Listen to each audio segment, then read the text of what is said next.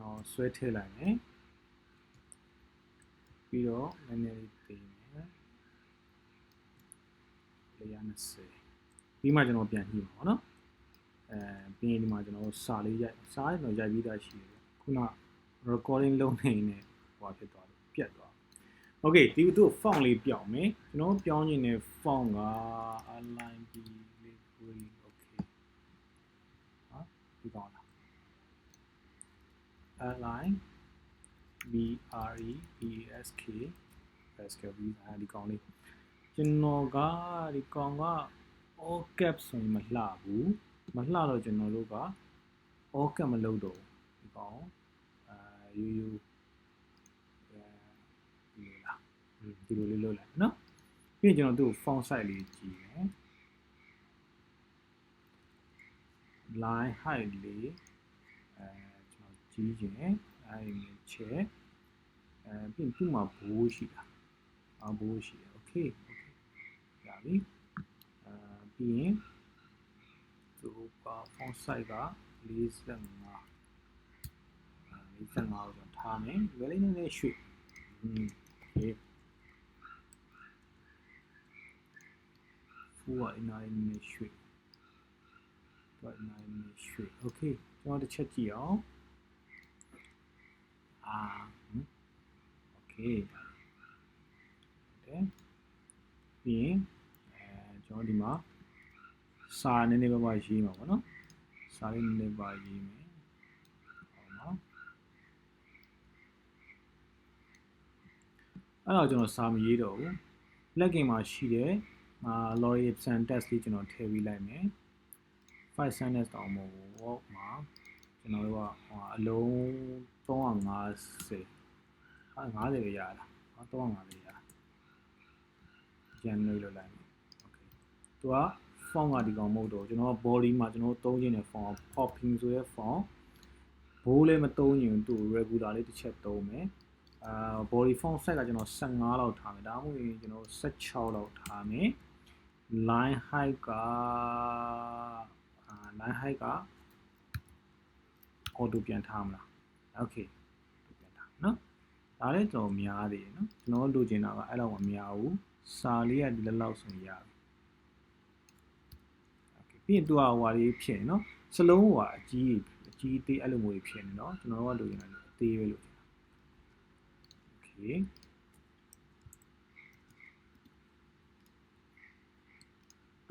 ဘာလို့မရ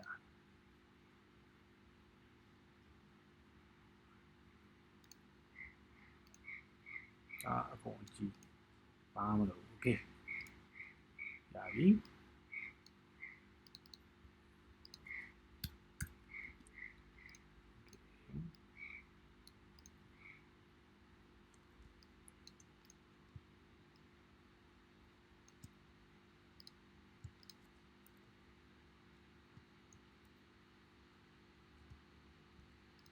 3ကြောင်းကနေများတယ် short okay တော့ရနော်so ကျွန်တော်ဒီမှာဘာထည့်အောင်လဲကျွန်တော်ဒီမှာဟိုလေးထည့်ကြည့် order now ဆိုတဲ့ဥစ္စာလေးကျွန်တော်ထည့်ကြည့်တယ်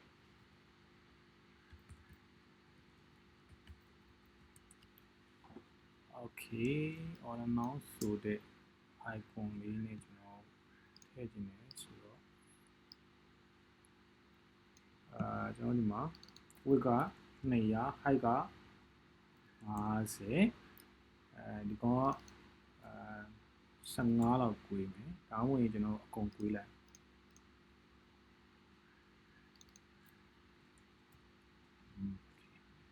သူက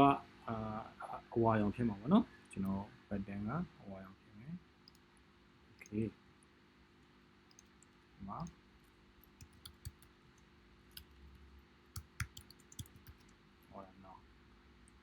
order now ဆိုတဲ့ဥစ္စာလေးဒီမှာရှိနေကျွန်တော်မှာ icon လေးကျွန်တော်ထည့်ချင်တယ် order now font အရောင်ကအမဲအောင်ဆိုရင်ရော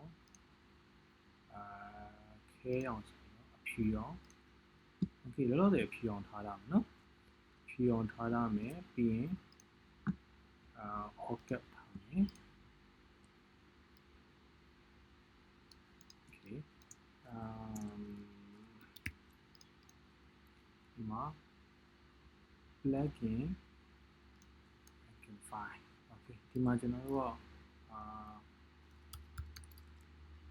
order နဲ့ပတ်သက် order လို့တို့ကဒါကြီးလာပြเนาะ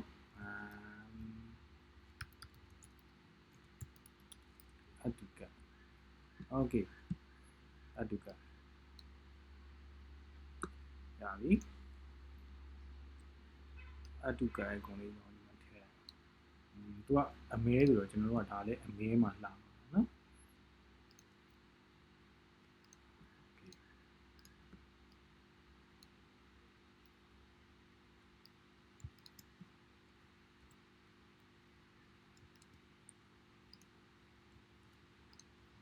ဒါလေးက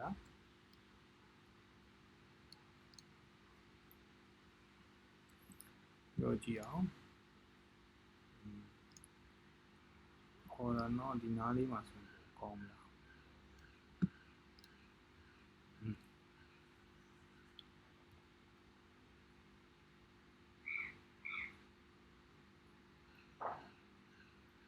โอเคဒီမှာကျွန်တော်တို့ကတစ်ခုခုထည့်ပေးနိုင်ရင်ပိုကောင်းမယ်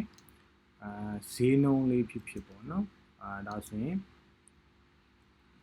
ဒီရှိမှာ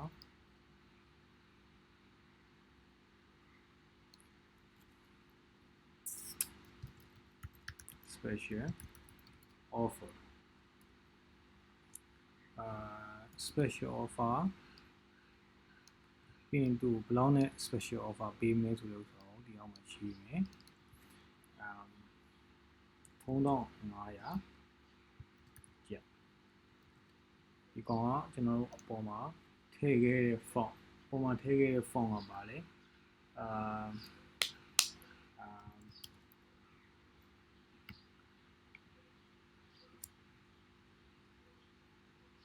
Google font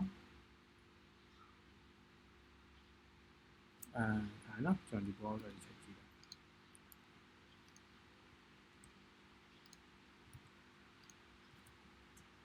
โอเคသူက all cap ကမလာအောင်နော် all cap မလာတော့ video ပဲလာမယ်ဒီကောင်ကို on ချဒီကောင်လာကျွန်တော်အဓိက3500သူ form မှာလာအောင်နော်ဒီကောင်ရမလာဖြတ်လိုက်မယ် yes သူကအမအားမထားဘူး3500အဲ့တော့ကျွန်တော်ကြည့်ဟိုဘိုးထားလိုက်ဘိုးထားမယ်ပြီးရင် font size ကိုကျွန်တော်က35လောက်ကြည့်အဲ့ဒါကြည့်နော်35ကြည့်ရဆိုတော့20icon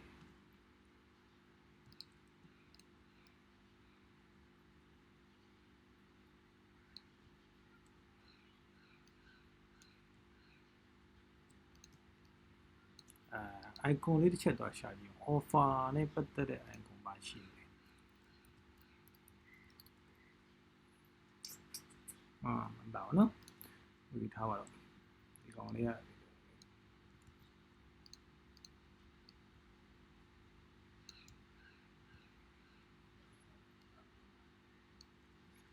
သူ့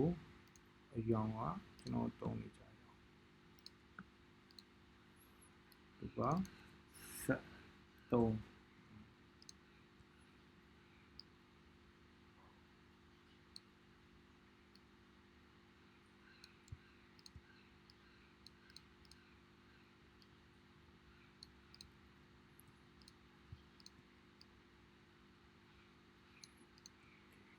ကျွန်တော်ဒီလိုမျိုးလုပ်ကြည့်နော်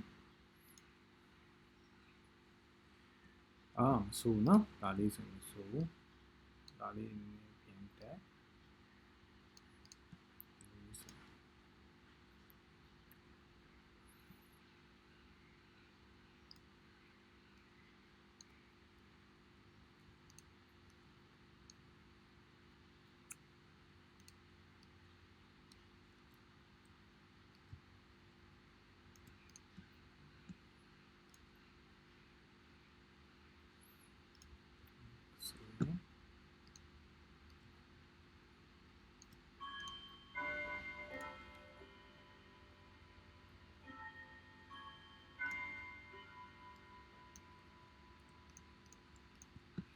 ပြီးရင်သူတို့နှစ်ခုကိုစင်တာလဲထားတာသူတို့လေးနည်းနည်းတူ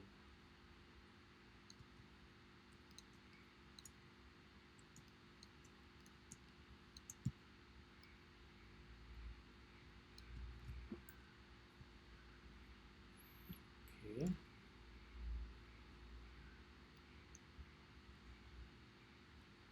ရနော်ဒါလေးနည်းနည်းအောက်လေးနည်းနည်းထပ်ချင်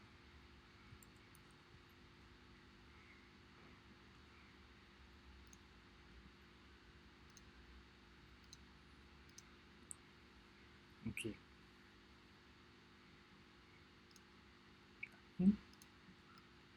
ဒါကကျွန်တော်ဒီ slide ပေါ့နော် slide ပြီးသွားပြီ slide ပြီးသွားရင်ကျွန်တော်အောက်မှာ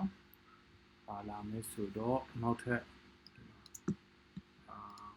section လေးတစ်ခုကျွန်တော်ထပ်ပြီးတော့ဆွဲလိုက်မယ်ဒီ section ကဒီရောင်လေးထည့်မယ်ဒါဆိုရင် slide နဲ့ကွာသွားပြီเนาะ slide နဲ့ကွာသွားပြီဒါက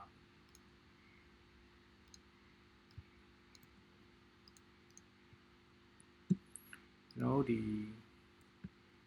ကောင်းရင်ကျွန်တော်ချဲ့ထားမယ်ကျွန်တော်ထင်နေတာ2000လောက်ထိသွားမယ်โอเคအဲဆိုရင်ရှိတယ်နော်ဒီမှာသူ့ရဲ့ဒါကဘာဖြစ်မလဲဆိုတော့ hot items ဖြစ်သူ့ကို center နိုင်မယ်35အဘိုးရဲ့အလဲပေါ်နေတယ်โอเค